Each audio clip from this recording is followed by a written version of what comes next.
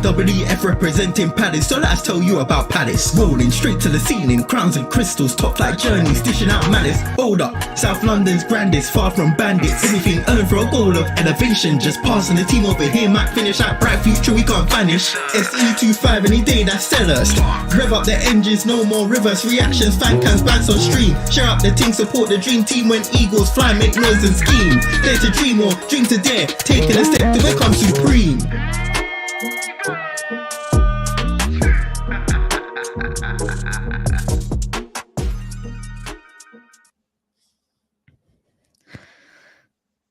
You couldn't beat 9 men. You couldn't beat 9 men. With 12. You couldn't beat 9 men. With 12. 9 men.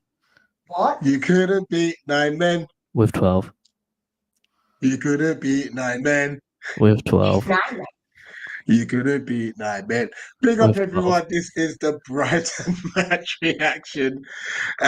Apologies for the delayed start. I was on another stream. That hot. That's actually, and that was way too bright. Listen, we've done the double over the scum, but yesterday's game was just so special. It was unbelievable. JC, how's it going, mate? Yeah, I'm good. The emotions, I would say they're still very high after that game. We were still talking about it today. That was probably still the main topic. But yeah, apart from that, I have sobered up a little bit more, so I'm feeling a little bit better than I was earlier. But yeah, I'm feeling good, man. That was an amazing game of football, and it's been an amazing day. So Listen, for transparency, because we like to be pretty honest, myself and JC had a very eventful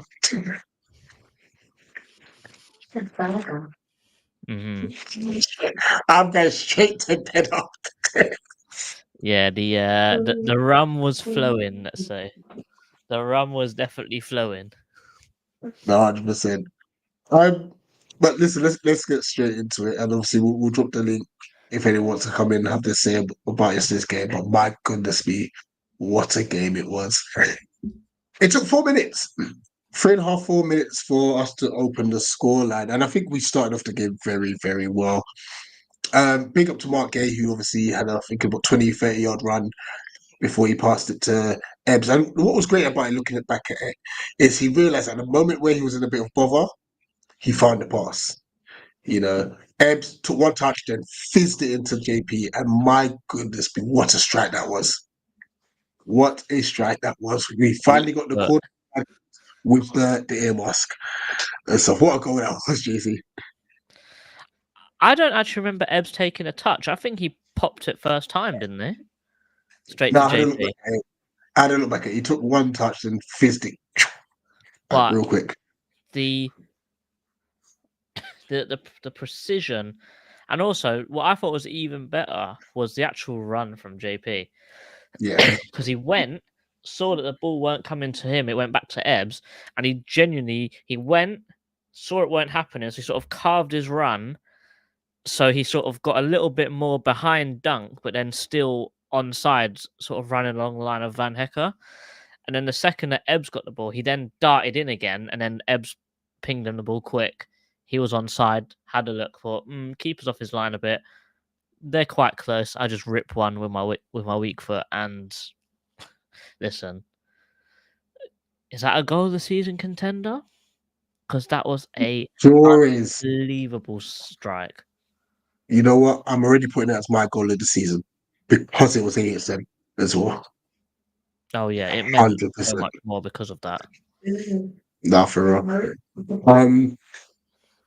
It was a great start. Obviously, I think, as we've mentioned yesterday, the disappointing factor with that is that we started off so well and very bright, very fast, and then we just dropped off.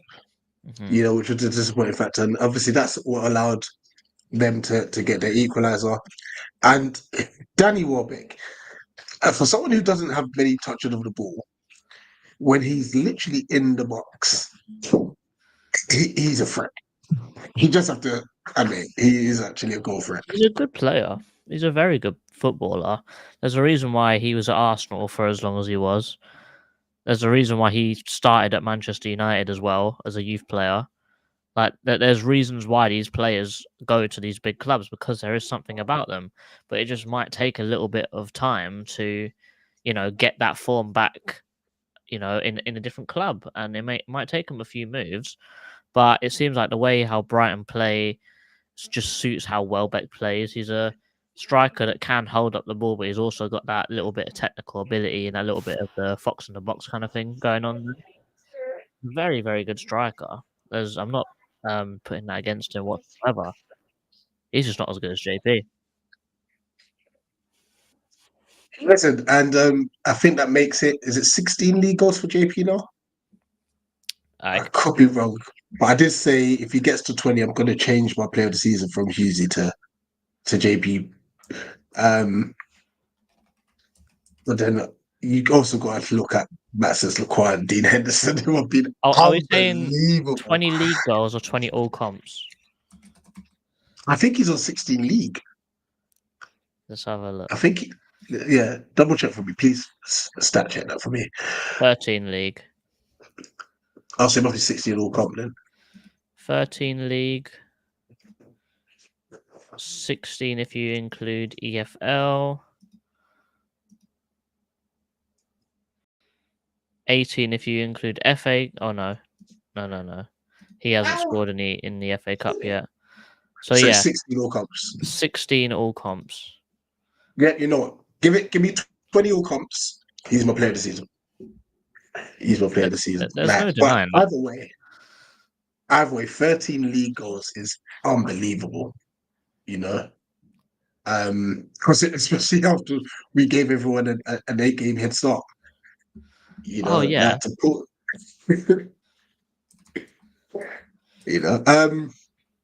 obviously second half. I just think we decided to push up the field a little bit more. I know you mentioned that we pressed a bit better. I just think we just wasn't too deep, which was good. And it allowed us that whenever we did win the ball back, we could transition better. And looking back at the second goal, Mitchell does very well. Because at one stage I thought, oh no, he's been beaten here, but he recovers really well.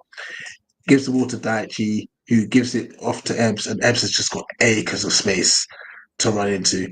And then it's the question of what is Ebbs going to do? Because we've seen this in the past, where he'll run at a player, then he'll kind of stop, turn around, and go the opposite directions in some instance. Or in another instance, I know that Mitchell's been bursting down the line and he won't pass it to him. But fair play to Ebbs, he then cuts inside, and especially knowing that Van Hecker was on the booking, he's like, yeah, you can't tackle me, fool. Passes it off to Danny, takes a slight nick off Estepona, but who cares? 2-1, and it was just unbelievable scenes. I just had a quick look at Eze's stats this year. So he's got 6 goals, 11 assists, all comps. And bearing in mind, we don't think he's actually playing too well this year. This has not been a good season in our eyes, but that's unbelievable statistically. Mm-hmm. Especially because he was known as a guy to score goals. I think now he's getting assists into his game. If he can add a few more goals here and there as well, we're going to see the Ebbs of old again. And I'm liking the fact that he's starting to drive at players as well. Yeah, he has been so much better at that. Give him 2 more goals, Ebbs. 8 goals and anything plus 10 plus. We've already got 11 assists. That's a solid season. Oh yeah, that is a very solid season. Let's talk about the sending offs. Because I've watched it back. I've watched them back, and that's my viewpoint. JC, let me know what your viewpoints are. Your defense is in trouble, and Ketty has got himself sent off. Right. I don't actually think either of the first bookings were yellow cards for both Mark and for Nketiah. Ever. Both the second challenges could have been straight reds. That's my viewpoint. I'm not going to deny any of that with you. I do think that in the stadium, I thought Nketiah got taken out. I saw a replay of it. I only watched the replay once, and I went, "Yeah, it's a dive. Calm. Let's move on." But then when you watch the match of the day, they go, "Well, there is actually a nick there." And if you give that to Bruno Fernandes, Mo Salah, Bukayo Saka, Erling Haaland, and they go down, they get that penalty. Every single time they get that penalty. But we didn't. It is what it is. But I agree with you completely. And Nketiah's second one, stupid, bearing in mind he's already on a yellow. And I think I said to you in the stadium, how is that not a straight red? How has he yellowed him first? I think Mark's one, that one's more debatable because you could tell he went for the ball with that one. He didn't just stamp him out. But those have also been given as straight reds as well. But that was a second yellow. But I think at the end of the day, I think all the sending offs were sending offs. 3 players had to have gone. I think Van Hecker definitely gone because his yellow card against Sarr in the first half, that he had to get a card for that, and then Kamada showing his little bit of tenacity there, getting him to make a stupid challenge in the second yellow. I think all the crucial decisions in that game, even though the referee weren't great, he got them right. Yeah.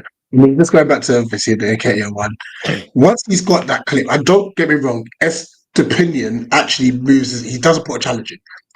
I think he just moves his leg away a bit too late. Like he wasn't. He goes in to put a tackle, kind of moves his leg, but it still clips Nketiah. Had Nketiah gone down straight from that, I think we might have got a penalty, and I don't think VAR would have changed it. But he takes a step, then goes over, and it's like, what are you doing? I think also the fact that if you have with how he he took a step, and then his second step he sort of went, no, I'm going to throw myself to the floor here. I reckon if he sort of took that second step and stayed up but stumbled around a lot and then lost control of the ball that way, I reckon you also get your penalty there as well. Because if you you've got control of the ball, you bump into someone, you stumble around, and then you lose control of the ball, you'll probably get a penalty for that because you tried to stay on your feet. But I do remember, who was it against? I can't remember the team it was against, but I remember when Munoz got wiped out in the box and he just jumped up and kept going. We didn't score from it, but Munoz jumped up and kept going, and the ref didn't pull it back for a penalty. So you're thinking, well, you kind of have to throw yourself to the floor to get a penalty here. So, you're damned if you do and you're damned if you don't, really. Absolutely. And I think that's what's happened in the game, unfortunately, where I think Ashley Young was a prime example of it, where he almost had to kind of proper like with legs up in the air, everything, just to Micah make it Richards, look like, listen, oh my gosh, the Michael Richards won us. That one was crazy. But it's almost as if like they have to make it look worse than it is just to be guaranteed of the decision, you know? It's the unfortunate reality of football, really. If you don't make a meal of it, you're not going to get it. Yeah, pretty much that is it. That is it. You look at the. I watched the Arsenal Everton highlights. I don't think it was a penalty, but you make the most of it, you probably get the decision. Mm-hmm. So, yeah. Let's hear a few comments.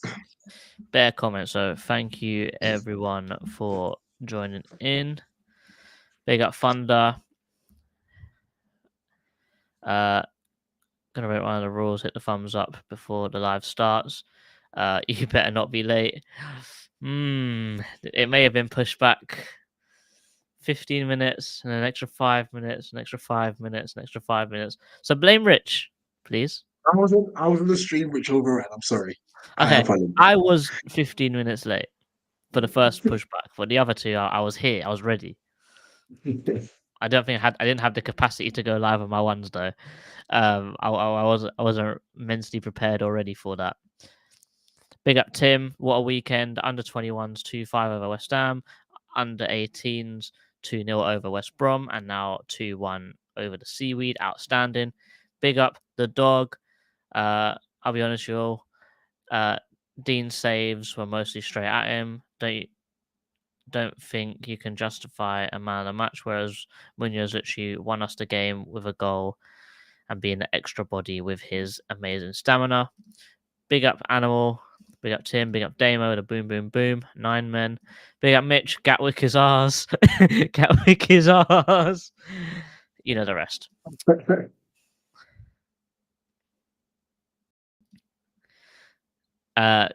The dog says, JC, your water system isn't normal, apparently. I'm sorry. I'm not part of construction or architecture or civil engineering, all of that. You know, My guy was I got this. I'm so glad I got distracted because I was thinking, like, when I got back to it, I was like, oh, you're still talking, probably talking about the game. When you told me afterwards you was talking about architecture, I was like, wait, what? no, because because he just sort of came and stood bare close to me. I was like, hello. And he started telling me about how the pipes have to be inside because the water freezes below zero. I was like, big man, that's how water works. Did you know water's wet? Like, it's crazy business. Chatting nonsense for a long time. Big up Durfez. Big up Mike. Big up guys. What a day yesterday. Best atmosphere at Selhurst ever. Maybe not ever, Agree. but I think it was a very good atmosphere. 2 games against Brighton, 1 against Millwall, all wins. Brilliant season. Big up Leon at Brands, says Eagles. Water polo Mars JP is to be a destined meme. Big up the UK Pat. First rivalry game done. Lots of Joe Ward. Great. Oh, big up yourself. You were quick on the Tom and Jerry one after the game. You were quick on this one. Yeah, Last that time Tom and Jerry one was out rapid. Last time we did the double one and Wizard of Oz wasn't released yet.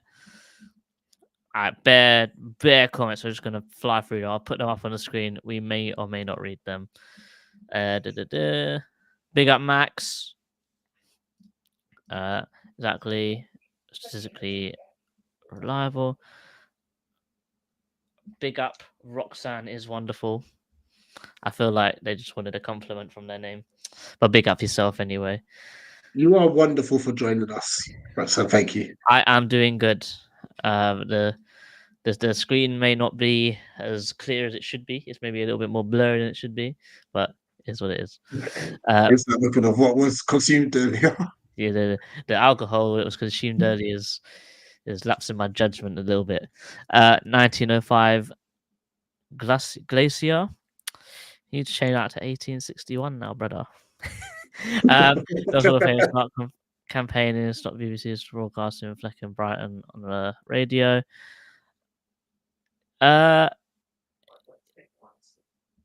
Okay. Yes, let's get it started. Well, you can only start here in the chat. Big up Alex, great analysis, and the ref guys.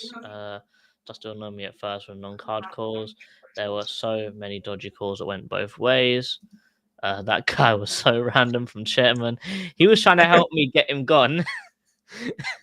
But quite funny. And finally, big up Sean, saying he feels so good today. Finally, Tim, I mean, Swedish plumber brought the interview equivalent of a 2-footed challenge with the architect take.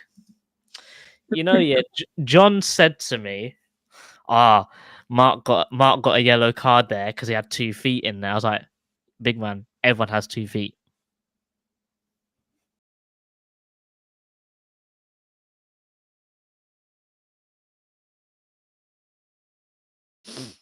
It's not funny. I don't know why you're laughing. Comment. Which one? Jackson.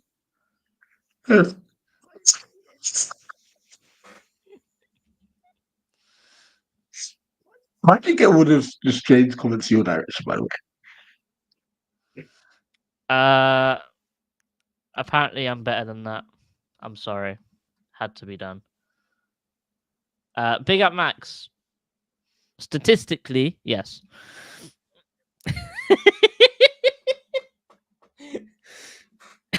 Let's not go there.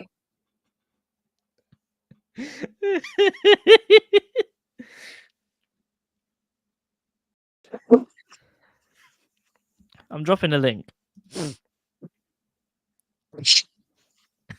The streets are saying there might be a few in the team that might not make them.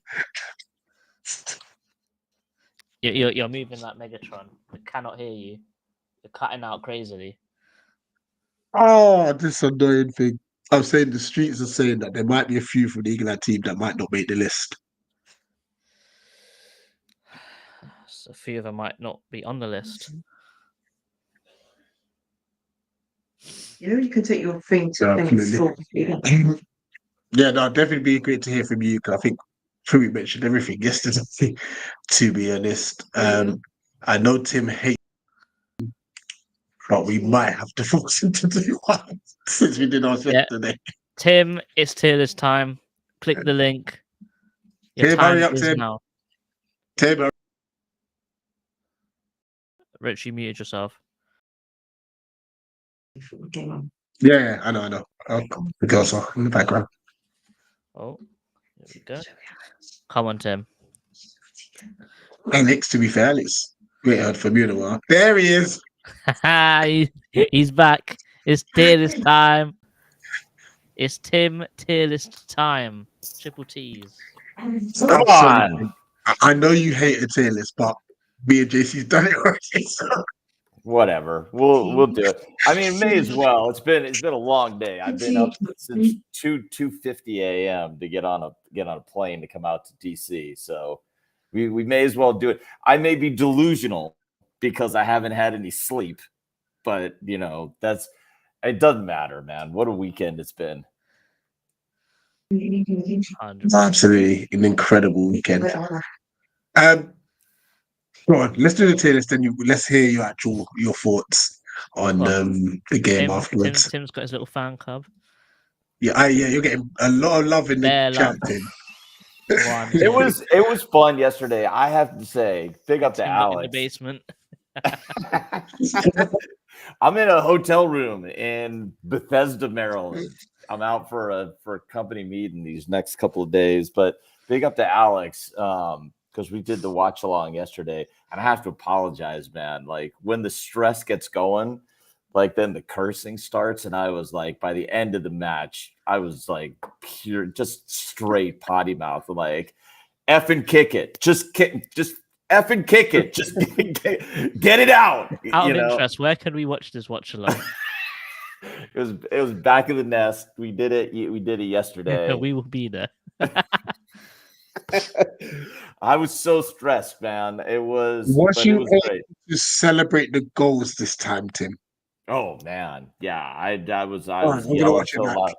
I was yelling so loud I almost passed out. I mean, I haven't been screaming that loud because I literally did almost pass out in the Leicester match where JP scores the last second goal, Roy's second term, first game back, because that was so big. Like the relief was so huge from that goal. It was like that, man. It was so it was outrageous. But I mean, it's the kind of performance that can, I mean, I'm not saying it will, but it can just absolutely change a season. It can just set you flying when you have a result like that. Mm-hmm. No, absolutely. Right, here's your favorite part of the show, Tim. Yeah, all right. So you're the only one. I'll avoid cursing again. Let's go. You're the only one. So I'll say a name, you tell me a number, and then we'll move on. So Dean Henderson. I'm going to give him a 9. I thought I hesitate to disagree with the dog, but I do on this one. He was brilliant. You know what? It doesn't matter whether the ball is at you or not. That double save was absolutely outstanding because Welbeck was coming right in on him, and both Was. of those balls were hit. I mean, those were big strikes, and those were big saves. Tyreek Mitchell. Had a really good game, and I thought he was really disappointed to come off. I'll put him at a 7. I think he pulled up when he went breaking down the wing. That's why he came off. Glasner didn't say anything about that, so I'm curious. I mean, you might be right. But yeah, I know we'll get to Chilwell, but he was I think good. if anyone pulls up or was feeling anything, they're going to come straight off until the FA Cup game because we want a fully fit squad for that. Yeah, fair enough. I think that's fair. Yep. Mark Gay. Did not have a good game. Getting sent off. Chairman gave him a 4. I'll agree with that. Yeah. Maxence Lacroix. Good game. I mean, you could see that he is getting targeted. I'll give him a 7. I thought he was decent. Jeff Lerma. Fantastic game. 8. I mean, the fact that he's not naturally a defender, he sure as hell didn't look like that. He was excellent. Daniel Munoz. I mean, terrific goal. A nuisance the whole game. 8. Daichi Camardinho. I mean, he's got to get. I'm going to give him a 9. I thought he was outstanding. I'm so happy for Daichi. Well, we can talk more about him. Let's keep going. Adam Wharton. Very good game. Put himself. I mean, I'll give him a 7, and the only reason I'll give him a 7 is because I think he does put himself in positions. He's lucky he didn't get the first yellow early again. He's got to learn from that. I like that he goes to ground. I like that he's aggressive, but he's got to learn a few tricks from Yuzi. I do think What's wrong with first him? 10 minutes. I think first 10 minutes, Wharton was unplayable. Like one time, I think he received the ball from Munoz on a throw-in. He sort of opened his body up and took one touch forwards, and he just got past 3 of them. And you think, how the hell have you done that? I mean, the raw skill of Adam Wharton is Elise level. He's phenomenal. Dan's certain that he's got a higher ceiling than Michael. I don't think he's wrong about that. He's unbelievable. Next up, we've got Ebbs. I thought he had a very good game. I'm going to give him an 8. And I think that's a little bit high, but I'm giving it to him because I'm very happy for him. But the passes that he makes, the movement forward is excellent. I'm just reminded that when he's on, we're a different team. And when he's making forward moves, we are so much more dangerous. So 8, but I could easily give him a 7. I'm very happy for him. Ismail Assar. Work rate's phenomenal, 7, but not his best game. I think they definitely did their homework on him, so that we can't play a high line against this guy because if he gets running, ain't no catching him. And they definitely sat a lot deeper on that. Yeah, they did. They took him out of the game. Yeah, they did. Yeah, for sure. JP finishing out the starting 11. I love JP so much. I'm going to give him a 9. Fantastic goal. I agree. One of the goals of the season. Love the guy. Going on to the bench now. First sub was Eddie Nketiah. I don't think we have to go up very high for this one. No, you don't. I'll give him a 2. And I recognize I'm being generous there because it's only 9 minutes, but I want good things for Eddie. I'm glad that Glasner didn't kill him in the post match. I think he was naive, just poor, bad judgment, but we're gonna need him, so I'm not gonna kill him. Just out of curiosity, Tim, what does he get the 2 for doing? I still like his work rate. I mean, he made dumb mistakes, but he didn't. If you make mistakes of effort, fine. If you make mistakes, I'm sorry. If you make mistakes of naivete and just stupidity, you can unlearn that. If you make mistakes of effort, I don't have any time for you. Fair. I mean, to be fair, you could also say he got 2 because he kicked a Brighton player, and he got 2 because he kicked a Brighton player. If you know what I mean? Yeah. Like, Yeah, I mean, I could give Mark an extra point for going into the down belows for the Brighton player. There we go. So 10. Correct me if I'm wrong. Were both tackles on Van Hecker? Yeah. Was it? Is that true? I don't know. Both on Van Hecker. If only it was on Dunk. That's all I'm saying. But the photo of Dunk is just Yeah, chef's on his kiss. backside again. Yep. Will Hughes. Wasn't on that long. Good to see him, but 5. Just he's he's Husey, but hopefully this next game will be back to his normal performance. Joe Ward. I mean, I can't give him a 10, but he definitely gets a 7 for me, and here's why. He just reminded me of the old Joel Ward, who is calm in tough situations and making big plays when he needs to make them. I think he made a difference out there in those last 12 minutes. For the limited time that he was on, he's organizing, he's encouraging, and then he makes big headers again. Like he had one header that was just at the end. It was a low cross that comes in, and he gets his head down and just jets it right out. And I mean, God bless Wardy. He should get a testimonial. I know we don't do that anymore, but we should still do it for him. What a player. What a servant to the club. I love Joel Ward. Mm-hmm. Justin Devaney. 5. I mean, it's great energy, but not on for long enough. And the final substitute was Ben Chilwell. I need to give him a 7. I thought he was outstanding. He shocked me. I think my 7 is as much from the fact that he shocked me how stuck in he got in the game. He's coming in, making slide tackles. He's getting he's throwing his body in front of the ball. I was stunned in the best possible way. I thought he was great.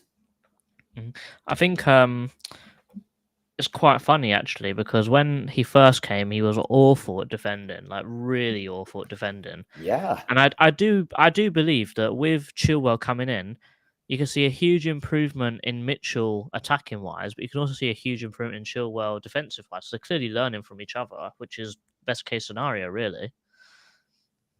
Yeah. No, I mean, if he's learning, if that competition is, iron sharpening iron, where, Chilwell is forcing Ty to get better on the attack, and Ty is forcing Chilwell to get better with his defending, that is the best possible outcome for us.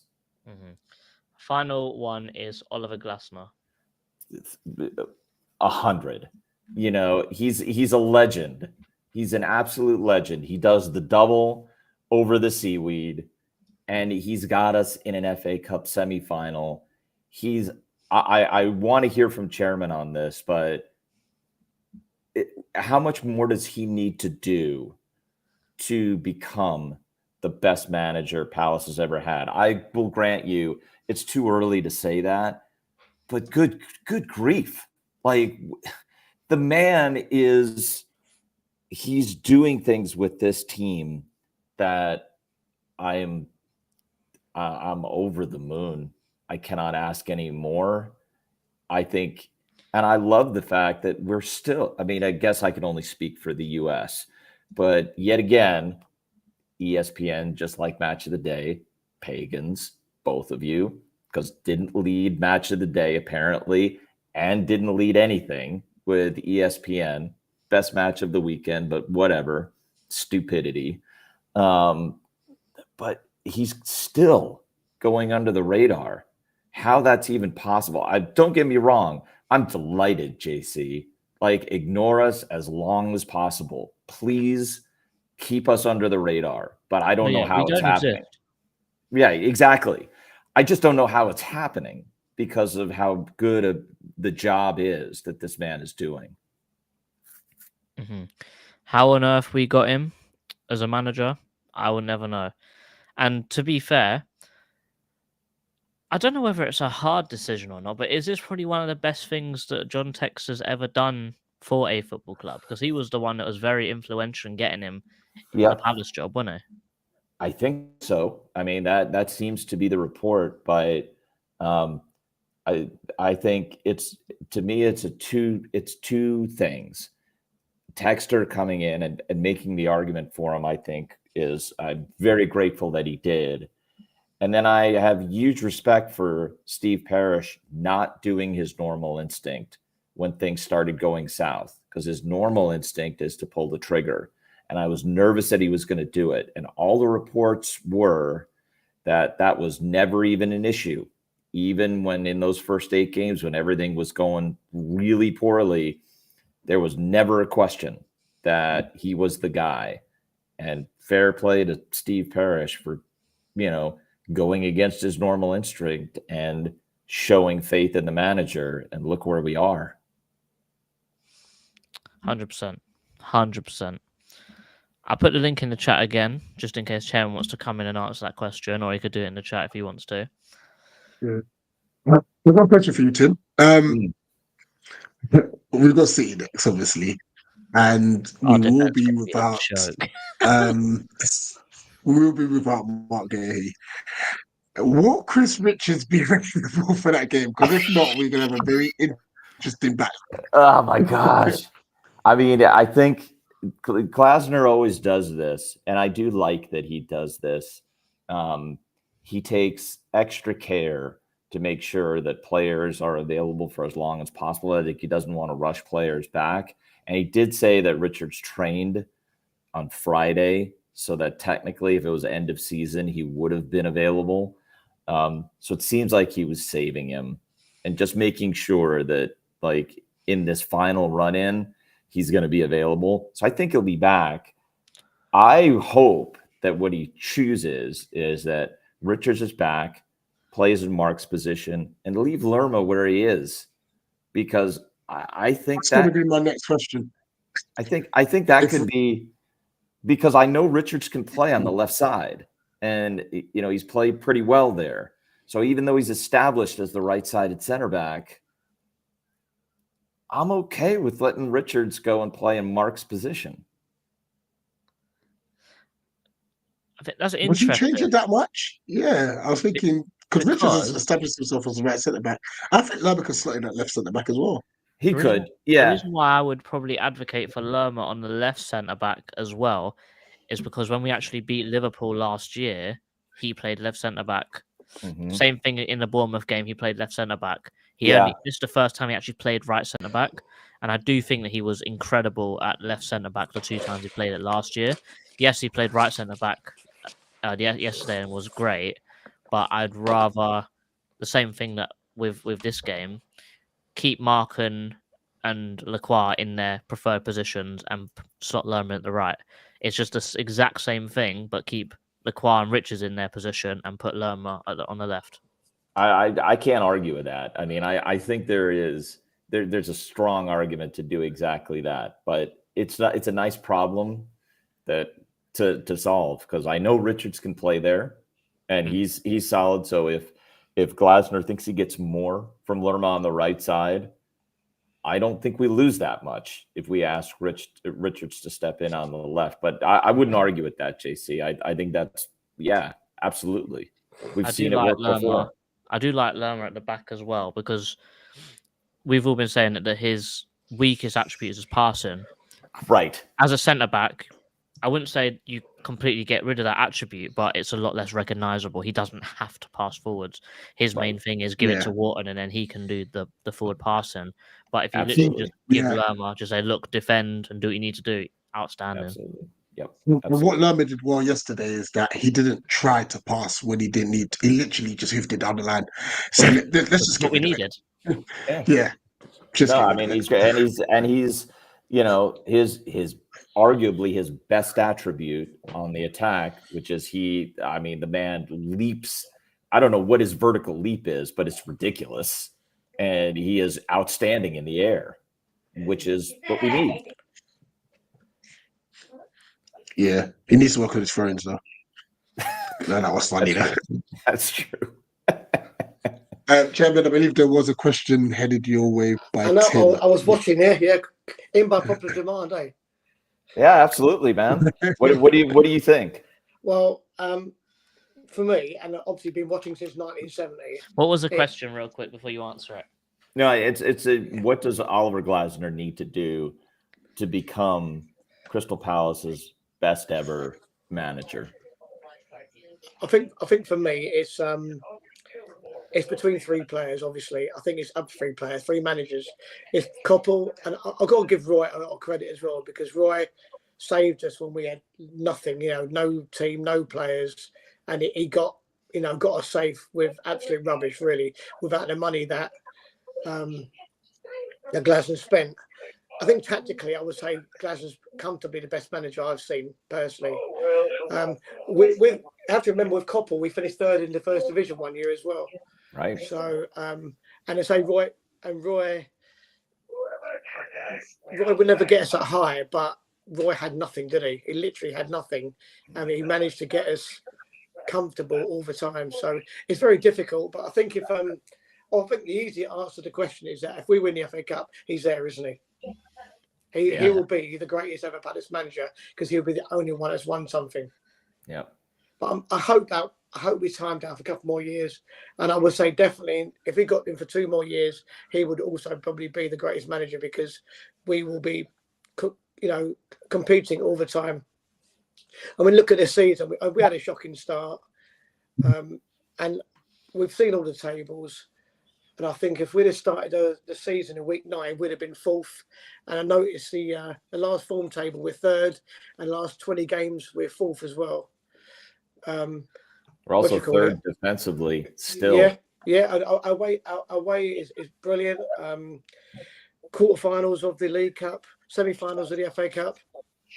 I mean, I see Max saying about the Zenith Data Cup. Yeah, I was there for that actually when Koppel won that. Yeah, I mean, thing with the Zenith Data was it was one of them tournaments where nobody really put a team out until you got to the semi-final anyway. So, and the big teams, i.e. the teams that were in Europe, didn't actually go into it.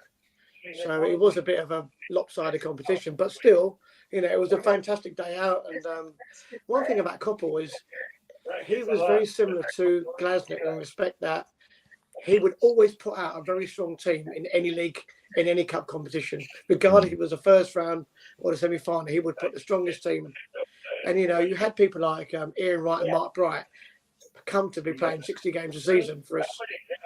So I think if you're going to say, for me, it's one of the three. I was talking to JC about this, so we're talking about doing a stream sometime in the summer, and about the greatest sort of Palace Premiership 11, including the manager, because we were discussing it, and there's so many permutations you could put into this, and it's probably going to be a good debate, really, isn't it? So who could go in there? There's a name you didn't mention that I was surprised by, and I don't have a disagreement with this. I'm just curious. You didn't mention Venables, and that's interesting to me. Yeah, see, Venables was a fabulous coach. There's no two ways about it. He was a brilliant, brilliant coach. I don't think he was such a great manager. And what he did have was that when he was coached to Malcolm Allison, we had the best youth team in the country by an absolute long way. And pretty much when that youth team, I think 8 or 9 of them players walked straight into the first team when we got promoted. The second season after we had the so-called team of the 80s, we were pretty appalling, wasn't it?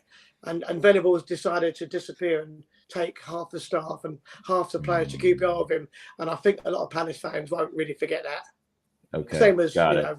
you know. But as a coach, he was in the best in the world, and he was under Malcolm Allison.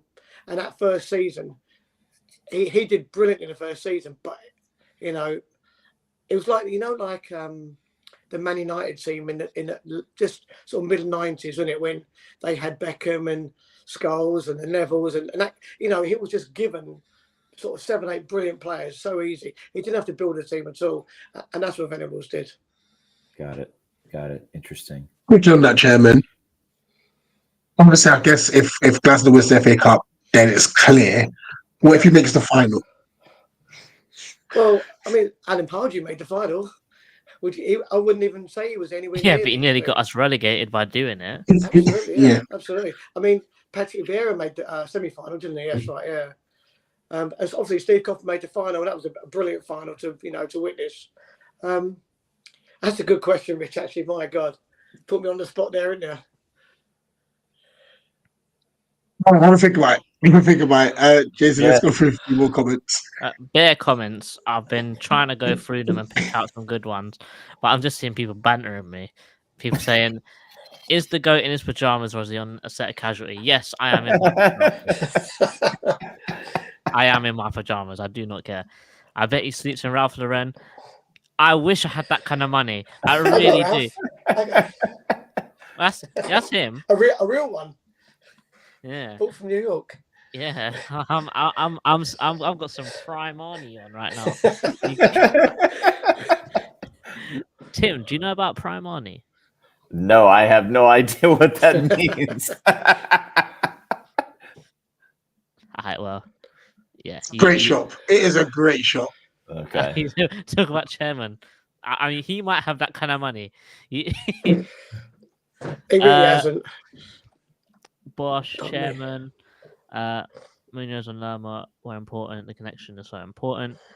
Question, Tim and lads, will the new buyers give us significant transfer budget? I hope so. That's gone quiet. That's I'll tell you what. I mean, we could do this another time if we want to. I briefly talked about it in the watch along. The financials are good, but they weren't. I mean, they shouldn't blow anybody away, but they are good. You know, they are a bit like Ty. They're just consistent, man. You know, like, you know, yet another year of positive earnings before, you know, interest, taxes, depreciation, and amortization. You know, still generating cash. Still, you know, I mean, still pouring out money on transfers, but every club does that. We're fine. Like we're doing great. It's going to be the next year because all of the transfer business the meaningful transfer business was post June 30th. So the current accounts show like Chatty Riyadh and show like not Daichi Kamada. Will only show Riyadh.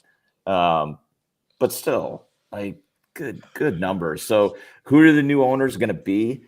I guess my answer is I don't think any of the three not named Texter are in any kind of rush to take any kind of offer from anybody because they don't need to. They just don't need to. They're running the club really well. The only thing that puts them under pressure is John Texter wanting to sell his shares.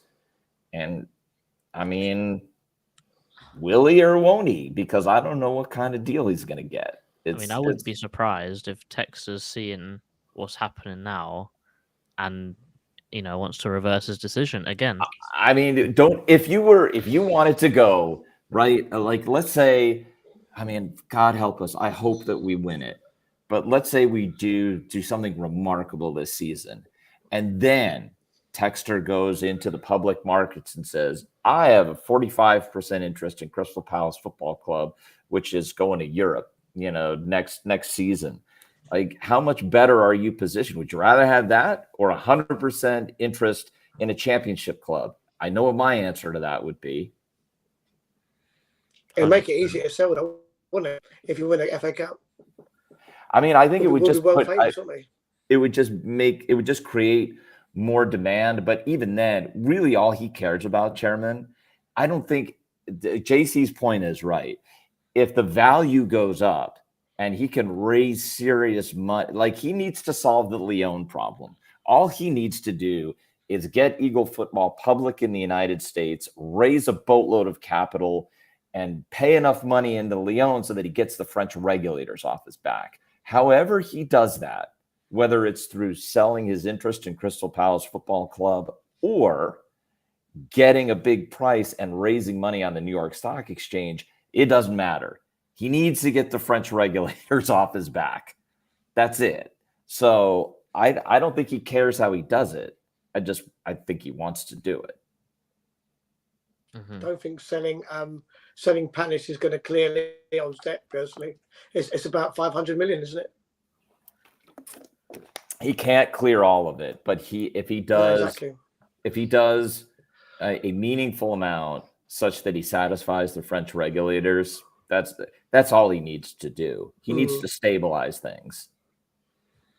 Mm-hmm.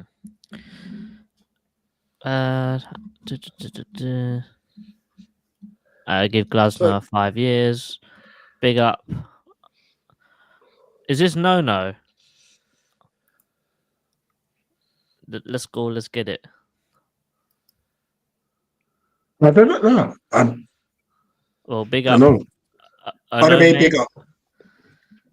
Big up Tiddles. Yeah. Henson in his interview said no one knew where they was playing, which makes it even better. See, Yeah, what that was said hilarious. It was Watson said funny. about Munoz. He said, I don't know what he eats. I don't know what he's taking, but I I need need some it. of that. Yeah. Also, it would have been a 10 if he kicked dunk.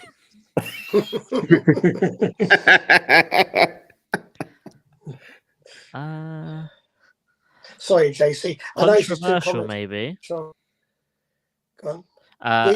Max said Pardew very underrated. I think proper club legend. I think he came in, didn't he, mid-season, and we were working too well. Won Tottenham first game of the season, and we survived. I think it's the second season that people remember Pardew for. Was at Christmas. We were fifth in the table, and we had 25 points. And then by the end of the season, we was in danger of going down. We only won one game for the rest of the season. That's what people remember by the FA Cup. I fully accept that we beat Tottenham. I was there for that when we had Martin Kelly scored his only goal for Palace. If you get to an FA Cup and you get a quarter final away to Reading and a semi final at Watford, you think you've got to see yourself a bit lucky over there.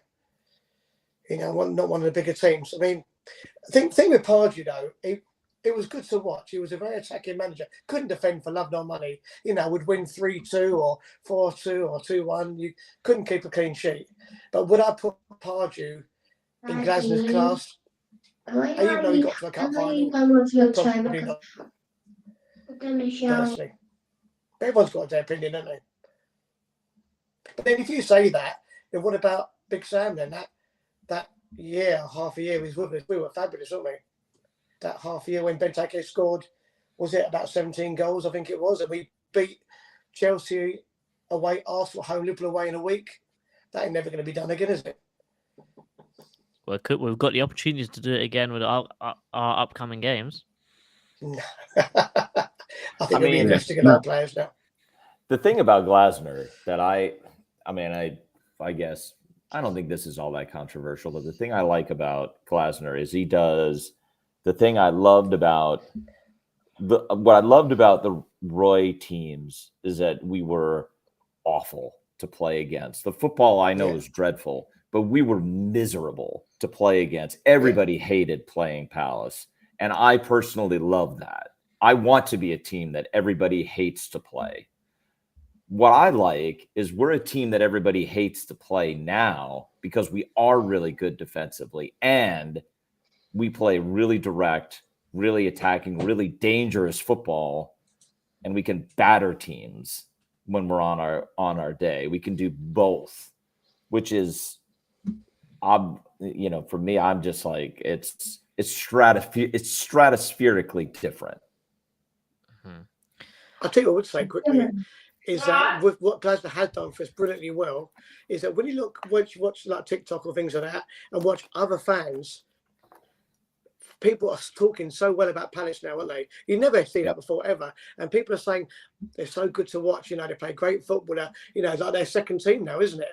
Which is it's great when you're getting that sort of praise from other other fans. Like they're very cynical, aren't they? But people are really praising Palace and what we're doing. So yeah.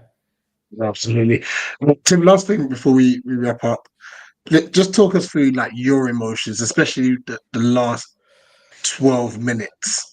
God, I mean, obviously at the stadium, normally I would talk to JC and Chairman. To be fair, it was my fault. I swapped seats with the guy next to me for some weird reason.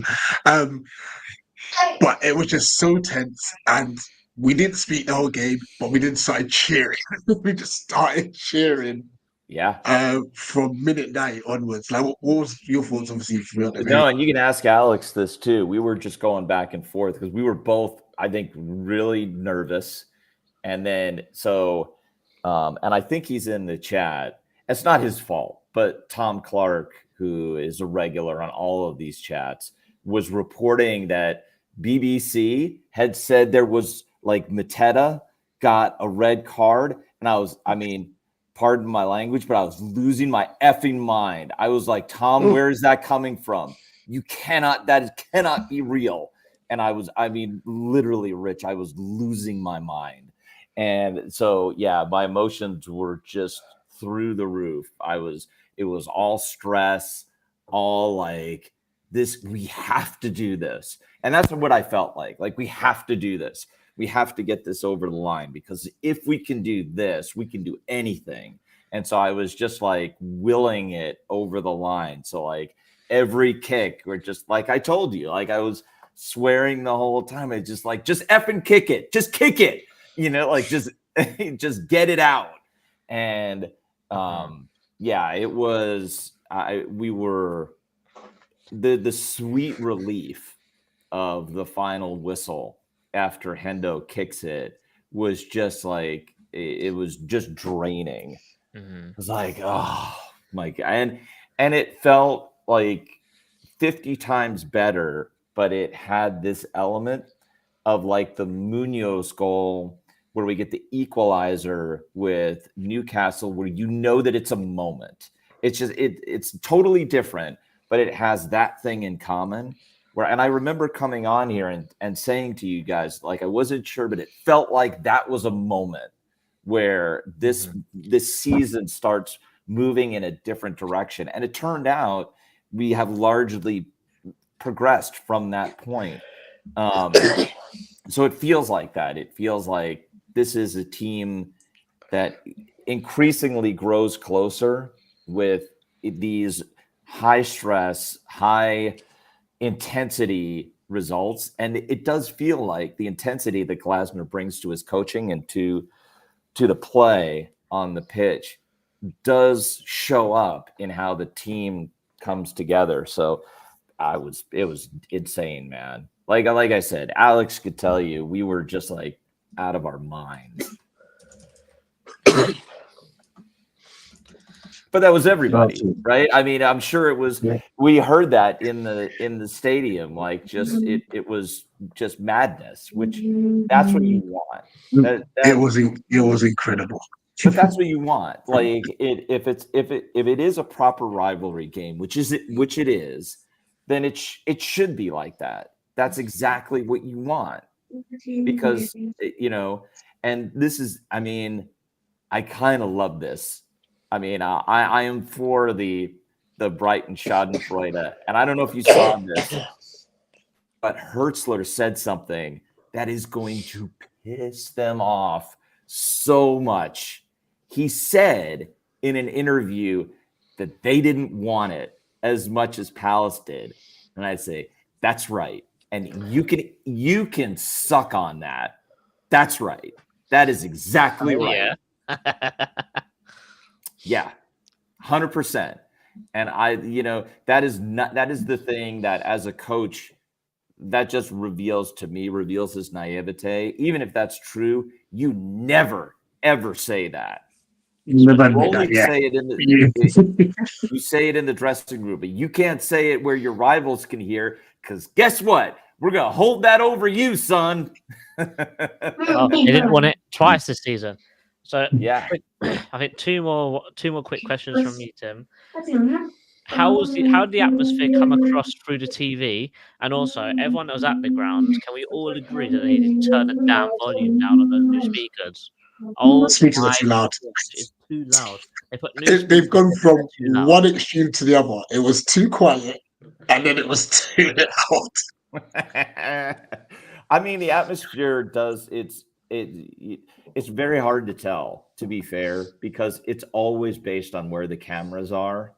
And so if the camera, and this happens a lot, JC, is if the camera happens to be, somehow positioned near the away end sounds like, it's blowing up and you can't even hear the Palace fans. So it's distorted. But I haven't watched the whole game back because we were doing the watch along, so I wasn't listening to the audio. So, but for the highlights, especially those last few minutes, it sounded crazy, which is awesome. And then the last question for me. Obviously, the cup is the main priority at the moment, but 100%. 30 games in, we got 8 games left, and we are on 43 points. Our record tally is 49 points. Yep. With our hard running and with the cup, with one eye on the cup, do you think we could match our best tally ever? Or do you think that we could actually break that magical 50 mark? I think it would be a disappointment if we don't, because every result, just look at the results this weekend, City and Man United to a 0-0 draw. What?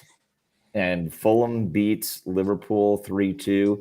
I feel like, I guess, at the risk of sounding like I am cautious, but who do we fear? Who is it? Who do we fear to go to play against? I don't fear anybody. I don't feel like we are automatically under the cosh against any team that we go to play right now. And that is not usual. I've not felt that.